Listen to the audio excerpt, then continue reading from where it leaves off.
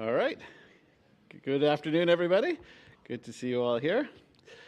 So look, as Minister of Education, my focus has been on supporting students, parents, and teachers to make sure we are focusing on what matters most to students. There have been far too many examples of school boards veering away from that mission, whether it's traveling to Italy to buy art or spending nearly $40,000 to send officials to the Sky Dome Hotel. I've been very clear with school boards across the province that we expect every dollar to be spent directly supporting students in the classroom and preparing them for the practical skills and the jobs of tomorrow. It is, the one and only thing that boards should be focused on. And as I've said countless times, I will be absolutely relentless in ensuring that they do so. Now, last month, when I announced a supervisor for the Thames Valley District School Board, there were questions about why we were treating other boards differently. The simplest answer is that we currently are working within an antiquated government process that requires too many bureaucratic steps. So today I will be introducing legislative changes that, if passed, the bill would expand my authority as the Minister of Education for oversight and control of school board affairs. It would allow me to quickly respond to matters of public interest, including directing an investigation or placing a school board under supervision when there are concerns over its practices. We will also set clear rules and enforce them when it comes to school board expenses and discretionary spending. Last week, our government announced a record investment in public education. But what matters most isn't how much we invest, it is how that money is used. Parents want to see results in the classroom, and I will ensure that every dollar is directed toward delivering high-quality education and helping students succeed. We've seen school boards wasting resources on endless discussions just to change school names. Our plan would establish ministerial authority to oversee school naming and to limit the time and money that boards spend on that. We've also proposed changes that would require boards to welcome school resource officers into schools, where they are offered by local police services. These programs help build relationships between youth and police and actively promote a positive behavior and create a culture of mutual respect. We need to remove politics from the classroom and focus on policies that will help keep students safe. Now, let me be clear. When I see waste, mismanagement, or any board falling short of its core responsibility to make decisions in the best interest of students, I will not hesitate to act, because parents deserve confidence that their children's education is being protected. And my colleagues, Minister Quinn and Parsa, are here to talk a bit more about how today's legislation will improve oversight and accountability in post-secondary education and children's aid societies, and I will now turn it over to Minister Parsa. Thank you very much, Minister Calandra. Good afternoon, everyone. I'm very proud to be here with you, with my colleagues, and speak about our legislation that will better prepare Ontario's young people for lifelong success. Our government is continually taking steps to improve outcomes for all children and youth receiving services from a Children's Aid Society. Today, our government is proposing a suite of legislative, regulatory, and policy changes that, if passed, would promote the safety and well-being of those involved across the child and youth services sector and strengthen accountability and transparency measures for service providers. Our government is listening to the children and youth in our province and those who serve for them. These proposals were informed by recommendations from the Ontario Ombudsman and from feedback provided to us from extensive consultations with the public and our sector partners. We're proposing to strengthen the accountability of Children's Aid Societies by increasing oversight of their financial decision-making and by improving the transparency and consistency of the bylaws that govern them. We will further increase the transparency of society boards by requiring board meeting dates and minutes to be posted publicly. Our legislation will also help empower all children and youth receiving services from the sector to ensure that they are aware of and understand their rights, as well as how to speak up when they have a complaint about the care that they're receiving. We're also proposing to extend the Ombudsman oversight for children and youth receiving services from a society. This will allow more young people to access help where and when they need it. Our government is taking action today to ensure that all children and youth across Ontario receive the protection and the support they deserve, and that no child or youth is left behind. And I'll now turn it over to my colleague, Minister Quinn. Thank you so much. Thank you, Minister Parsa, and good afternoon, everyone.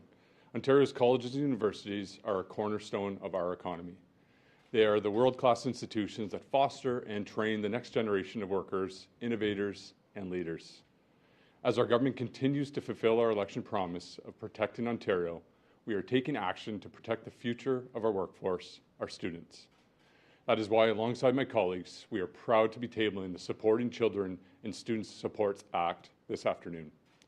To put it simply, the proposed measures for post-secondary institutions in this bill would put students first, ensuring their success as they get the skills they need to lead our critical industries for decades to come. Building on the Strengthening and Accountability in Student Supports Act, this legislation would ensure students have easy access to information about how their tuition and fees are used and which fees they can opt out of. Because hardworking students and their families deserve to know where their money is going and that every dollar is well spent in pursuit of their education. Through this bill, we would also increase transparency in the admissions process by requiring post-secondary institutions to clearly outline their merit-based admissions policies. When prospective students are trying to better themselves through higher education, they deserve to know what standards they are being evaluated against.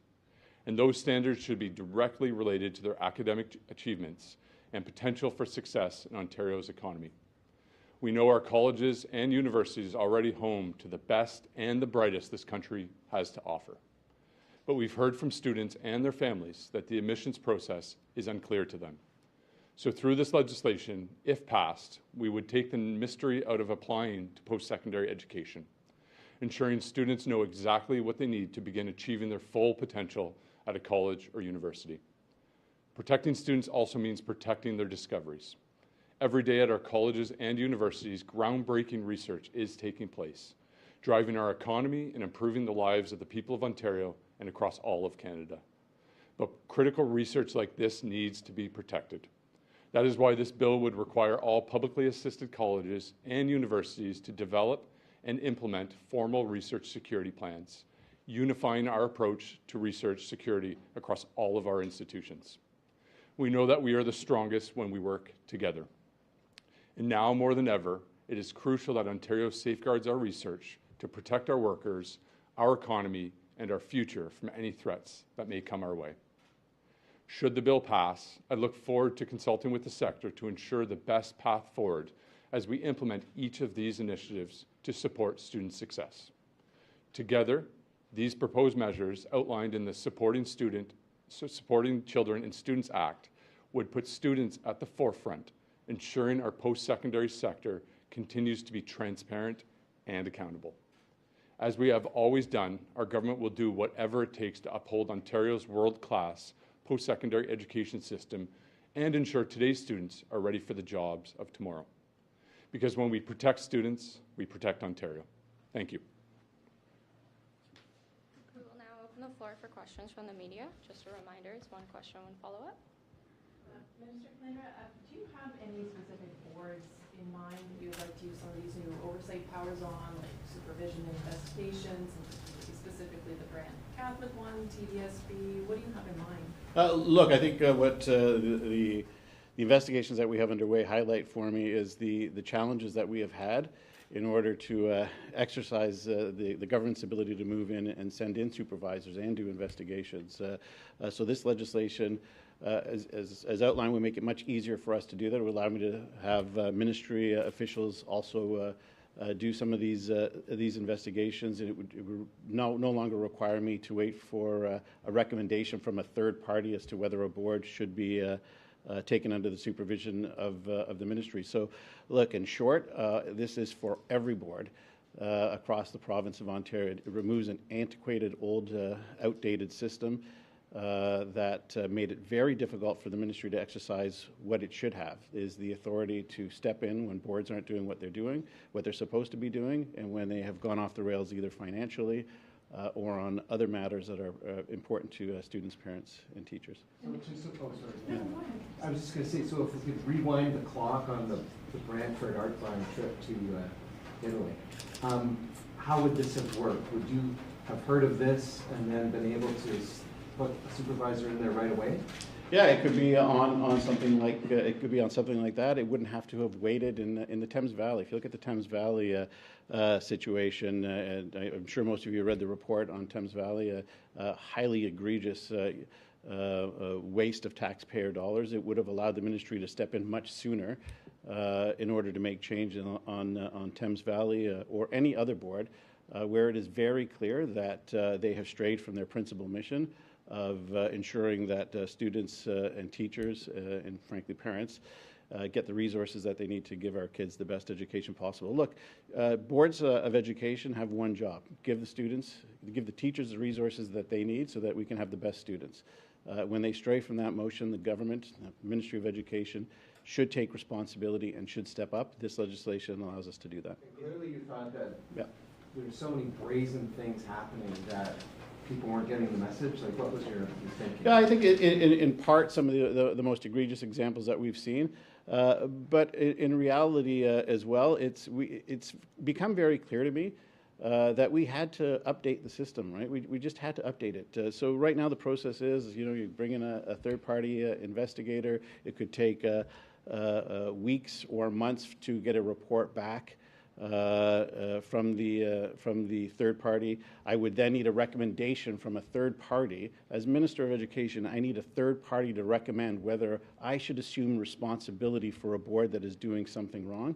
Well, in my opinion, and the legislation, if passed, gives the minister the authority to step in much sooner and does not require a third party telling us to do the job that we're meant to do. Is it possible to get it done quicker and weeks and months, just because it's not a third party? Yeah, look, I would say a very real example in the Thames Valley, this legislation would allow me to move in much quicker. I have investigations right now in Toronto, in both Toronto boards. I have investigation in Ottawa as well, where on both instances multi-year deficits are leading to some very big challenges in both of those boards. Under the current system, I require a recommendation from a third party to tell me whether I should assume responsibility for those boards. And I think that is, frankly, honestly, I think it's passing the buck. The Ministry of Education should be able to step in and make those decisions so that we can give teachers and parents and students the certainty that they need, and let's assume our responsibility and stop passing the buck. And I'm willing to take on that challenge, as I know the Ministry is, and the legislation allows us to do that. Is this a move towards abolishing trustees in the long term? Look, I've made no secret of the fact that governance is something that I'm looking at across the system. I am very unhappy with. Look, we have some boards that are working very well. Some boards that are working very well. They're focused on the main mission. And other boards where I have trustees who think that they're supposed to be writing curriculum, trustees who think that it is their job to mediate global conflicts. And what I want trustees to do is to focus on putting the resources that we provide them, the taxpayers provide them, into educating our kids. Teachers shouldn't have to be going to Dollarama to buy pencil cases or crayons for their classes. And when boards, take trips and waste money and do things that is not in their mandate, I think parents rightfully get upset. Teachers get even more upset. And it's time for the Ministry of Education to step up to the challenge and take its responsibility a bit more seriously. Abolition of trustees out then? I would say in terms of governance, everything is on the table. But let me be very clear. I have no interest in charter schools. I have no interest in abolishing a Catholic board. But governance and how we distribute the resources, everything is on the table with one very, very clear focus, ensuring that the money, over $30 billion budget, should be giving us the best students that we possibly can have, and that's what we're going to be focused on. What's the most problem you're trying to solve with giving yourself authority over a school and naming rights, and how would that play out practically? Well, look, we've seen specifically in the City of Toronto, in the Toronto District School Board, they have wasted thousands of dollars trying to ascertain whether they should change the name of 3 schools. Whereas at the exact same time, they're telling me that they have to maybe close school pools down, or they have to fire teachers. Well, that is not something that they should be spending money on, spending valuable taxpayers' dollars on. So that authority will be vested in the Minister of Education. I have a question for Minister Quinn. Yep. Hi again, Minister. The Collège La Cité in Ottawa has recently cut 9 Francophone programs due to financial difficulties. Are you planning to step in and help save these programs? Well, to be clear, we've already stepped in. Last year, we invested $1.3 billion into the sector to be able to stabilize the sector with the unilateral decisions that the federal government has made. This year, we invested another $750 million into STEM programming. That's over $2 billion in the last 14 months that we've invested into the post-secondary system, as well as other investments of nursing, teaching, construction, skilled trades as well. So we will always be there for our institutions, but when it comes to course programming, it is the institutions that choose their courses as well as their HR decisions. But do you have like a specific plan for this specific cuts? Because it's 9 programs, including, actually, I have it here, the only French language TV production program in Ontario. That would be like a cut if... We understand right now that the sector is going through rebalancing and right-sizing because there are less students attending our schools. You know, with the federal government's unilateral decisions on the international student market, there is rebalancing going on at all of our institutions right across the province, but we will continue to be there for the sector and ensure that we continue to have the world-class post-secondary education system that we know and that we will have for decades to come. Mr. Quinn, can you just talk a bit more about what you have in mind when it comes to ancillary fees? We've seen before government go after ancillary fees before with the Student Choice Initiative, and it didn't go particularly well. So how do you want to approach that differently maybe this time? So let me be clear, there's 2 main differences between the Student Choice Initiative and the legislation we're proposing today. 1, it is legislation, and 2, we're going to consult. We're going to consult thoroughly with the sector, understanding that they're going through challenging times right now. So we're going to take our time and ensure that we get this right and interact with all post-secondary institutions so that we understand which ancillary fees are critical for the student education as well as ones that can be opted out of. Minister Parsa, you've not finished your audits of children's aid. Are you presupposing the outcome here by making decisions about financial transparency before those audits are finished? Well, the review, as I mentioned, even when we initiated the review, is just another tool that we're utilizing. And I've been very clear, we're never going to stop at looking at ways to better protect children and youth in care. The review is just one step. But we have to be honest with ourselves here. These are children and youth in care, and they deserve the exact same opportunities as every other child and youth to succeed and thrive in our communities. So whether it's today or tomorrow, and I've been very clear, we'll do everything we can to protect them today. Introduce investments, introduce legislation, back them up by investments, and we'll find ways to do it better the next day. That's just, that's just the reality. We're never going to stop fighting for children and youth in this province. Last question. For Minister Calandra, if possible. First on, this also would give you the authority to initiate an investigation for non-financial reasons. Like, what will be the bar?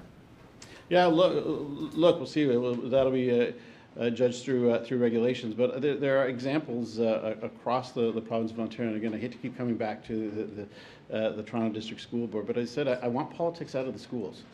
First and foremost, right? I want trustees. I don't need trustees to develop curriculum. I don't need them to give me advice on global affairs. What I need them to do is put money into classrooms and to our teachers so our students can succeed.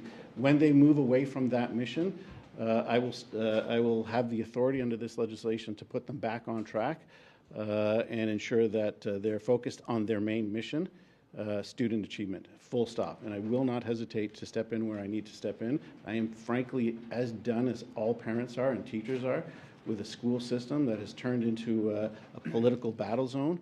Teach our kids, give the parents, the teachers the resources they need, or we will step in and do the job for them. And then on the school resource officers, there were so many really strong criticisms about that not working. Why are you going forward with this? I think I firmly believe that having school resource officers in the classroom is extraordinarily important. I disagree with those who suggest that it's not. I'm not saying that you're suggesting that. We are going to work with police services across the province of Ontario. And as I said, it's going to be mandatory that those police services that have a program available that school boards allow them to come in. I think it builds not only safety and security in a school, but also mutual respect.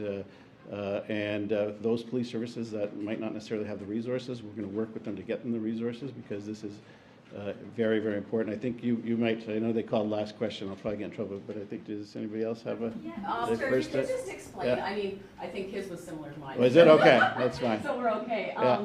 But I guess those organizations, like there were some, a lot of criticisms coming from Black organizations, some people saying that some children did not feel safe with police in their schools. So what do you say to them? Look, I have absolute faith in our police services to work with us and work with school officials to ensure that it is a program that works as it is intended to work. And I know that police forces across the province are going to be excited. I've heard from parents who are excited at the opportunity that this might exist.